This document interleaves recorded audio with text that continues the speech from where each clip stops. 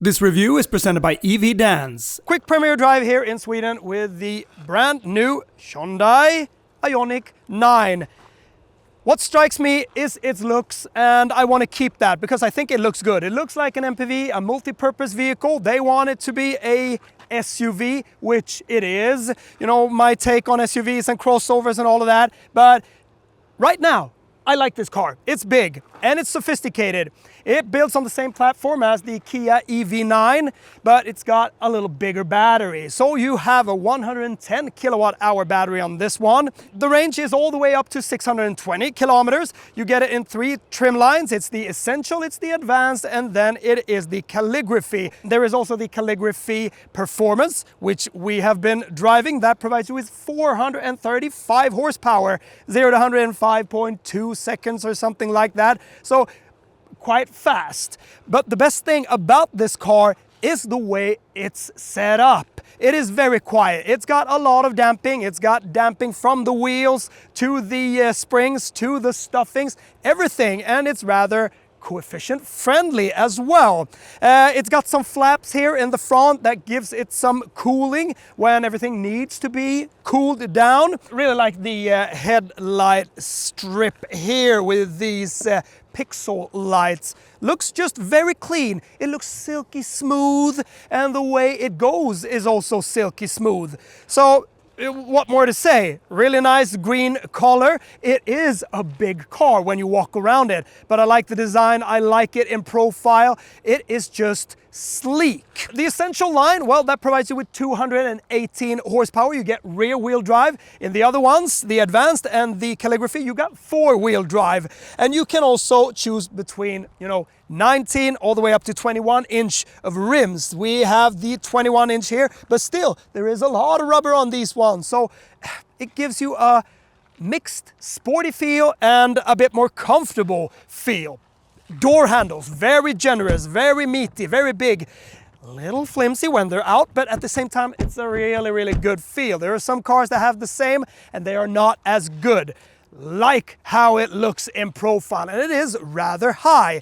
The wheelbase is over 3 meters. The whole car is over 5 meters in length. So that is just built to be a subtle and comfortable ride. And of course, a lot of space inside, and that's what they really want to market with this car. So a lot of pixel lights here, but I like it. Somehow. It looks like a barn because it's rather flat. I'm not gonna fall down into the ditch here, sorry. You push this one, and this is an impressive piece of luggage space, if you call it that. When the third row is folded down, you have over 900 liters, and 900 liters of boot capacity, that is a lot. When you fold that third row seat up again, you have about a little over 300 liters, which is just fair enough. And they are electrically adjusted, so you can just fold them up very quick. When you fold the second row, well, then you have about 2,540 liters or something like that. That is a lot. So it's a big car for the big family. If you want to put in a lot of stuff, you can do that. I really, really like this one, so it'll be interesting to see how it feels to drive. But let's just have a look inside. Let's step inside, and inside, it feels very Hyundai. I like it. The materials are great. Something that we pointed out here, me and my colleague from Honest Car Reviews, is that they have removed a lot of the piano polished looking panels. That is supposed to be a bit posh, a bit spicy, a bit more luxurious. I just think it's straight down tacky. This is a lot better. Doesn't matter if it's some scratchy plastics, but there isn't that much scratchy plastics around. It is filled with some rubberized type of material in most places. This one feels a little sticky, but still looks good. This Calligraphy line has a little cool touch to it. You got a lot of nice ambience light all around. Like this dash here where the vents are integrated. They keep the buttons here. That's good. They talked a lot about that. We like buttons. They've listened to the customers, and we keep it here. So they're very easy to manage. Good feel in all of them. everything is not stuffed into this screen. Also, physical buttons on the steering wheel. The steering wheel looks rather ugly, according to me. I really don't like it. There is a new regenerative system in this one. It has been updated. It is also integrated together with the navigation. So when it senses what type of road you're on your trip, if you're set in some destination, it will regen automatically. And yeah, the ride will become a bit more efficient. You got massage seats in it. You also got this Bose system from the advanced line and up, which has some noise cancellation system. But at the same time, noise cancellation system together with the wheels that keeps the noise down, the better stuffing in all the glued parts. Transmission tunnel is also stuffed a lot better, so it doesn't give that much noise, and better windows, so it becomes a very quiet ride. Here we got this, we call it Island 2.0 or something with an island. You can open it here and then you can open it from the back. Very strong charging. You got 100 watts of charging power when you use the stronger cords for that. Induction charger here that is ventilated. You can choose the different drive modes on this button here, terrain mode, etc. So everything is, well, like in most four-wheel driven Hyundai cars. The system is a bit updated, it's a bit quicker and new. Seats are good. You get normal textile or fabric seats in the Essential. When you step up, you get a bit better leather, and then you got Nappa leather in the Calligraphy line. Oh, you got these relaxing seats here in the front, so you can put them down and you can rest your legs while charging. But this one comes in 7 seats, and you can also get the commando seats, if you call them that, or captain seats. Then it becomes 6-seat configuration. It's also got a new ventilation system that sends if it needs to shut down if there's no passengers in the third or second row, which is smart. You also got the UV light here that, you know, disinfects your wallet or your keys or your phone. I don't know about that, but it's there. And you got a big panoramic roof, and that lets in a lot of light in this one. You can get it in different colors. I would like some lighter colors, but I just think that the quality feel of everything and the cozy environment is top notch in here. The doors are humongous, really big, and they open up rather wide, so the step-in is phenomenal, and the space here is phenomenal. Now, you haven't got electric seats here. They aren't manually adjusted. It doesn't matter that much, but look at the space here. Wow, you can get space in the third row for the passengers there, and there it locks in place. I can sit perfectly here. This is where you open it from this side. Here it's open. Got a 100 watts USB-C charger there. You got heated seats, you got ventilated seats, you got your temperature management control here. Let's shut that door. Some window blinds, and up in the roof, ventilation here. Really nice light that is let in. Like the design, it's supposed to be a bit more lounge feeling is what they said. They don't want a rolling phone. So they want it to be a bit more for a common rider, driver, and not for that super tech orientated driver. And I like that approach. This one, very responsive, electric. So at a fast charging station, the Kia EV9, you can charge that all the way up to 250 kilowatts. This one, they don't really want to talk about it. I don't know why. Some said that I saw someone charge it all the way up to 233, and they said, no, it's more, but they don't really want to say how much it is. It's got a 800 volt architecture, so it should charge fairly quick, but we'll just see how fast. I think it's quick enough. The most important thing is that it does 10 to 80% in 24 minutes, and I think that is fine enough. If you live with a plug-in hybrid car or an electric car, well, you need a charger. This is the EVDANCE portable charger. Very sturdy, very easy to use. Just plug it in, 220, 240 volts socket, and off you go. You get 3.68 kilowatts of charging power. You got some vehicle to load, of course, in this car, so you can plug it in here and also in the back. Let's see how it feels if we just step in the third row. Electrically adjusted. Takes a little time, but why be in a hurry? Good space back here, I think. So let's just step in. And there's a button for changing this one. So that is half electric. That's good. A very wide open space to step in. And for me, I'm about 174, about 175 centimeters. Ooh, I put that fairly far back, but it doesn't matter. There is space back here, which is good. I mean, this is mostly for kids when you buy a car like this. But you can adjust it. So yeah, you can lean back. Very good adjustments for being a third row seat. That is not bad at all. And you also got 100 watts of charging here. That is impressive. Good car for me. The space to the roof is just fair enough. Not a bad car. I like it very much so far. Often when I look at a car, I want to keep that feeling of when I first saw it and, you know, just maintain that type of feeling. Do I like it as much when I drive it, when I walked around it, when I squeezed it a little and done all that I need?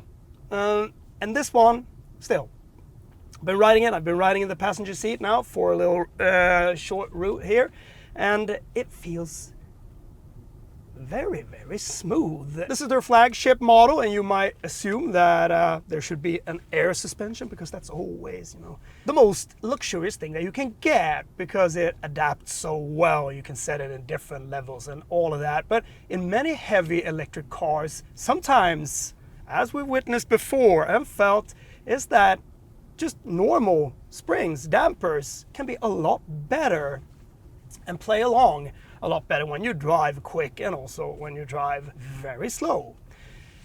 So in this case, I think it fits very well. They worked a lot with it, and I think it's just, you know, it's a very sublime ride. And then the feeling of how it looks. I think this looks really, really good. And I don't want to categorize it as they categorize it as a big SUV, even though it might be, because the flowing lines, the design of this car looks more to me of the favorites that I've always had. And these are the MPVs, the multi-purpose vehicles. I just love them because you got so much space.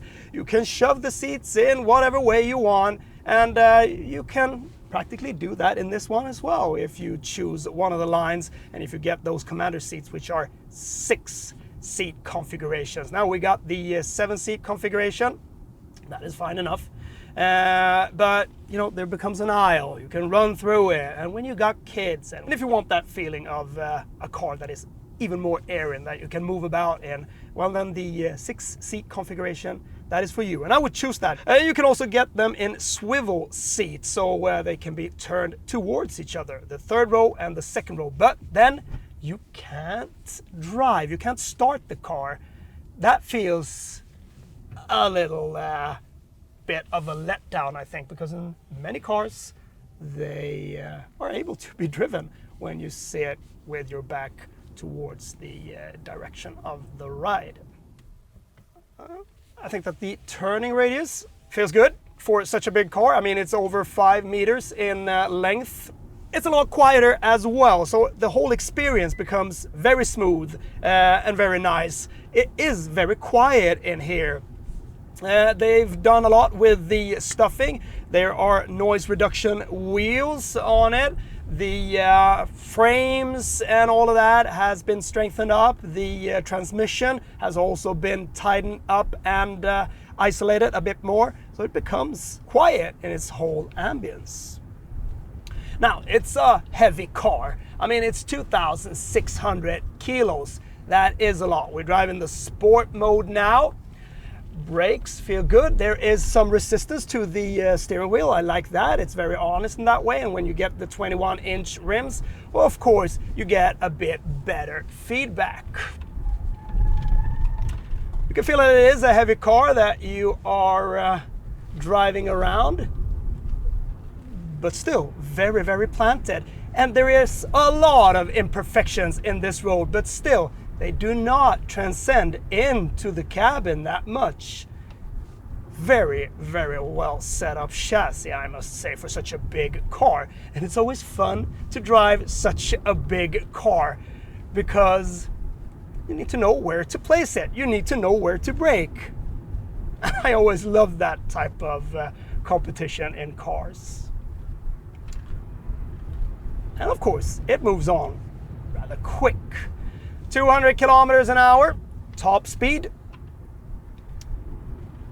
And as usual, not many people will drive like this, but if you would just get the feeling for it, then it's there. Steering wheel is rather thick. I haven't got that big hands, but it gives me a sporty feel in some way. When you drive on long journeys, it's rather good to have a thick steering wheel because you can rest your hand and your fingers rather comfortably on it.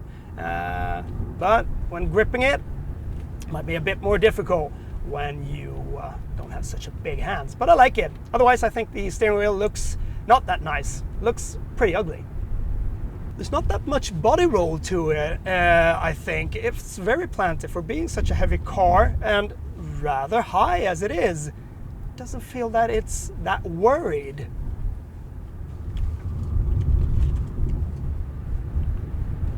And it just moves on fairly well. Let's feel the brakes a little harder. They're fine.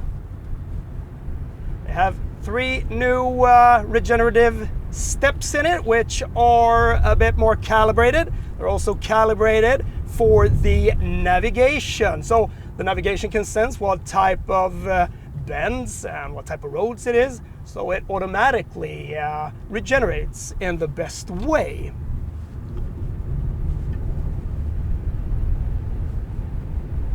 Getting in, quick corner, a little blind crest here. Rather straight, and this is what it's for. But I think it does a tremendously good work absorbing all the banking and the imperfections and also the broken parts of the road. Very impressive chassis, this one. Like it a lot. I think you can't completely turn the traction control system off, but still it's got plenty of grip. So you need to stress this car a lot before you feel that, well, it gets out of hand. Let's see, now it kicks in. So there is a leash at the very end, and I held that button of the traction control and ESP for a couple of seconds, and yeah, you can't turn it off. So performance-wise, very good. But the most impressive thing is the chassis in this one. And that's the thing about a big car like this. You should transport your family, yourself, go on long journeys with an adequate range. The vision out is great. It's a bit low, this A-pillar here. It doesn't cover any of the vision really. So I think it's just very airy. You have good vision all around, and also when you look back, now I tore my neck a little, so I have difficulties turning around. But I think that the vision is just splendid. You can also get these digital side mirrors. You just need to get used to them because it's displayed here on an LCD screen.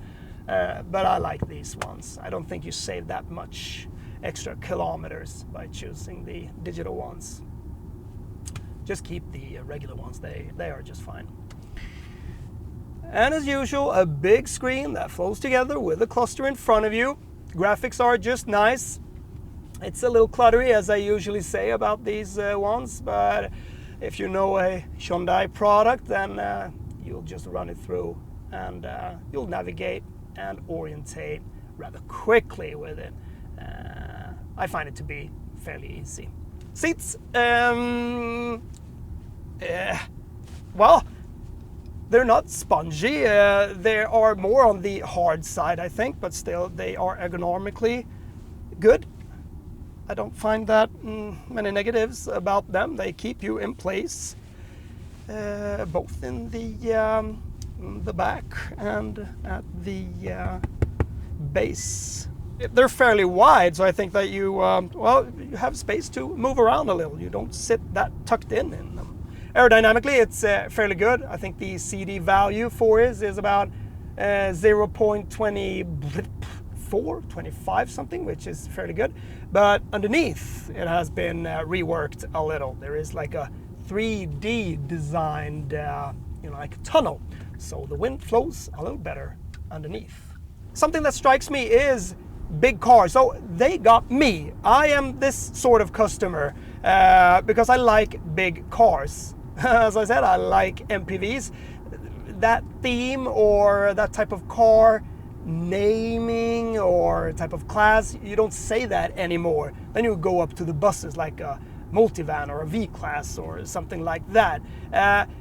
But I categorize this as an MPV in the way it looks, and that catches my attention, and I like it in that way. Then it can be a crossover or an SUV.